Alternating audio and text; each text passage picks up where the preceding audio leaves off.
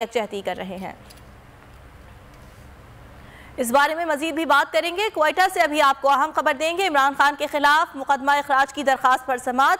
Balochistan high court का इमरान खान के warrant मुअत्तल रखने का हुक्म। अगली समाअत तक जुडिशल मजिस्ट्रेट का वारंट मुअत्तल रहेगा। अदालत ने यह अहकाम दिए हैं। इमरान खान के वकील इकबाल शाह की इस्तदा पर समाअत मुलतवी कर दी गई है। क्वेटा से आपको आगाह कर रहे हैं।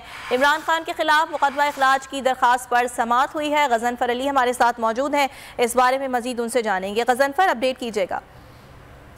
बलोचिस्तान हाई कोर्ट में इमरान खान की पेशी से मुतल्लिक मुकदमे की समाअत अदालत 10 के जज जस्टिस रोजी खान बड़ेज की के सिंगल बेंच पर मुश्तमिल अदालत में हुई, जहां पर इमरान खान के वकील सैयद इकबाल शाह पेश हुए और उन्होंने मुकदमात के हवाले से तफसीलात जमा कराने के लिए अदालत से मजीद वक्त की इस्तदा की, क्योंकि गुज़िश्ता समाअत पर अदालत ने मुल्क भर में इमरान खान के खिलाफ दर्ज मुकदमात के हवाले से तफसीलात तलब की थी। अदालत का जुडिशल मजिस्ट्रेट की जानिब से जारी इमरान खान के लिए वारंट गिरफ्तारी को भी मुअत्तल रखने का हुक्म दिया गया है। इस हवाले से मजीद मुकदमात के लिए वक्त दे दिया गया कि मुकदमात की तफसीलात जमा कराने के लिए अदालत ने वक्त दिया है, और जिसके बाद इमरान खान के वकील और तहरीक इंसाफ लॉयर्स फोरम के सदर सैयद इकबाल शाह ने जो है अदालत का शुक्रिया अदा किया है। ताम अदालत ने अगली समाअत के लिए ऑफिस डेट दी है और समाअत मुलतवी कर दी है। जी ठीक है गजनफर, बहुत शुक्रिया, आपने आगाह किया।